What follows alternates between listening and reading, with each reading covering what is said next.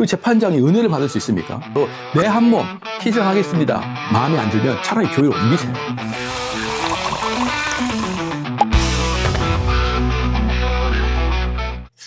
오늘은 설교 비평에 대해서 좀 이야기를 해보겠습니다. 설교 비평. 주변에 이제 많은 목사님들이 어떤 이야기를 하냐면 내 설교를 제일 먼저 평가받는 사람들은 내 와이프다. 내 아내에게 먼저 설교를 평가받는다. 또 이렇게 이제 이야기하기도 하고 내 아내에게 설교를 평가받아서 통과가 되면은 좋은 설교가 나오는 것을 경험적으로 알 수 있다. 이렇게 얘기도 하고 또 어떤 경우는 이제 설교가 끝나면은 우리 아내가 설교 비평을 하게 되어서 상당히 민망하기도 하고 그러나 그게 나한테 많은 도움이 되었다. 이런 이야기들이 되게 많거든요. 제가 느끼기로는 그게 좀 나는 상당히 가정적인 사람이다라는 것이 좀 보여지게 되는 그런 효과를 원하는 것인가? 라고 말할 정도로 동의가 안 돼요. 동의가 안 됩니다. 다 떠나서 아무리 자기 아내 사모님이 남편을 사랑하는 마음이 있다고 치더라도 사모님에게는 사실은 신학적인 지식이나 뭐 성경적인 해석에 대해서 사실 평신도랑 다를 바가 없는 거거든요.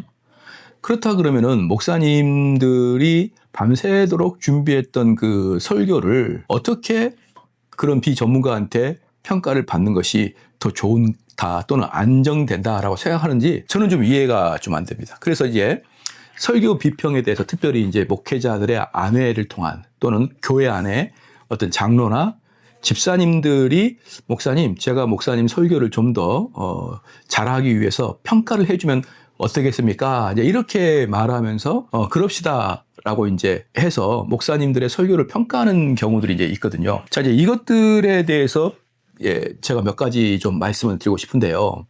사모님이나 또는 교회 집사님들이나 장로님들이 평가하는 거에 대해서 매우 부정적으로 저는 생각합니다. 매우 부정적으로 생각합니다. 그 이유는 있습니다. 첫 번째는 뭐냐면요. 내가 누군가를 평가한다는 것은 첫 번째는 뭐냐 그러면요. 내가 재판장이 된다는 뜻이에요. 재판장이 된다는 뜻이거든요.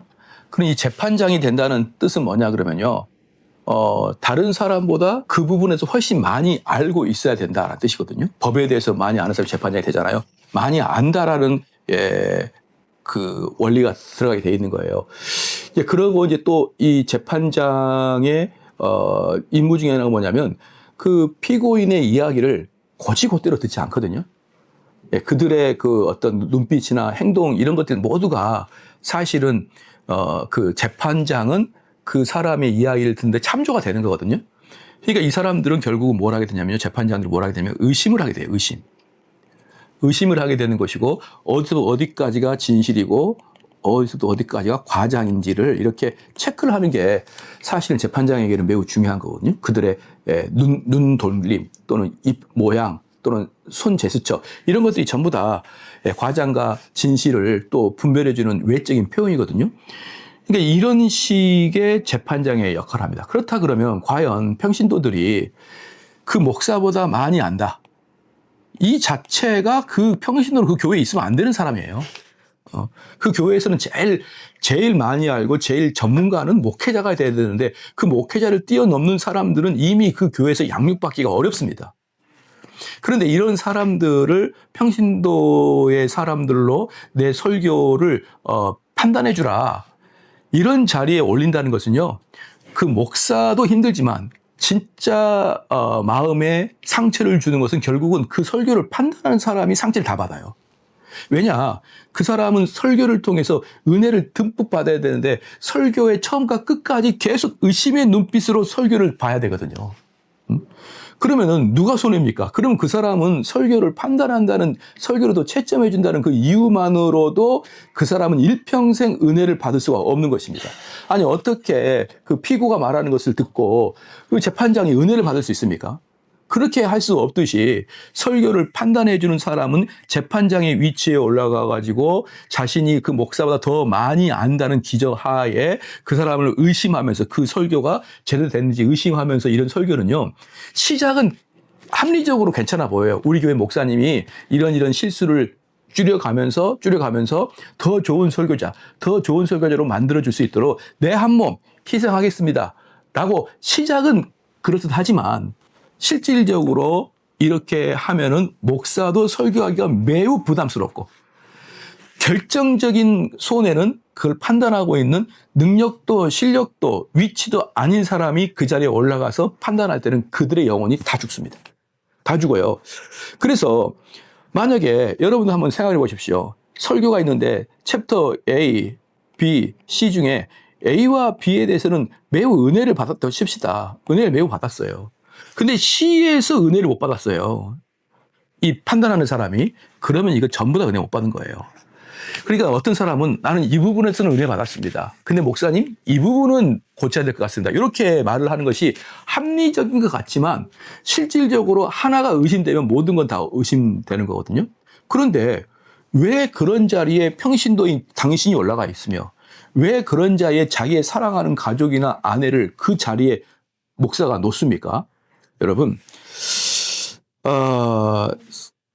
목회자가 마음에 안 들면 차라리 교회를 옮기세요. 옮기고 어떤 교회를 옮기냐 그러면 여러분이 허리띠 다 풀고 의심하지 않고 들을 수 있는 교회로 가십시오. 그게 여러분에겐 도움이 됩니다. 그러면은 사모님은 어떻게 되냐? 사모님은 당신이 그 목사를 선택했으니까 그 인생은 당신이 책임지는 거예요. 아니 처음부터 그런 목회자를 선택하지 말든가 아니면 목회자가 아닌 다른 사람을 선택하든가 그래야 되는데 사모님 당신이 그분을 선택한 거잖아요. 그러면은 그 책임을 내가 져야 되는 것입니다. 그렇기 때문에 제가 말씀드리고 싶은 건 뭐냐면 가족이라고 사모라고 심지어 부모라고 목회자의 설교를 판단하지 마라. 왜냐?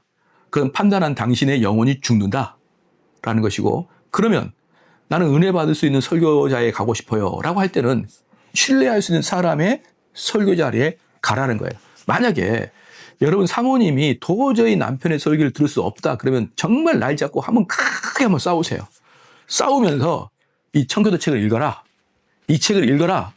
내 당신이 이 책을 읽지 않으면 당신 설교 듣지 않겠다라고 아주 강단 있게 한번 얘기하십시오. 그리고 그 책에 맞게 목사님 설교하게 되면 그게 밥이 되든 죽이 되든지 사모님은 아멘으로 은혜 받아야 되는 거예요.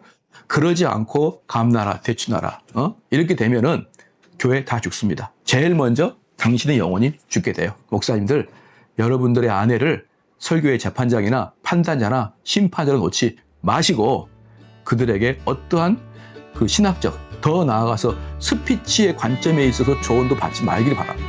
그냥 자유시장 경제잖아요. 여러분 목사님이 설교 못하면 그냥 교인이 안 나오는 거예요. 그게 그 목사님이 당하는 고통이에요. 그러나 그 자리에 여러분의 사랑하는 사람을 재판장으로 앉히지 마라. 그렇게 말하고 싶습니다. 감사합니다.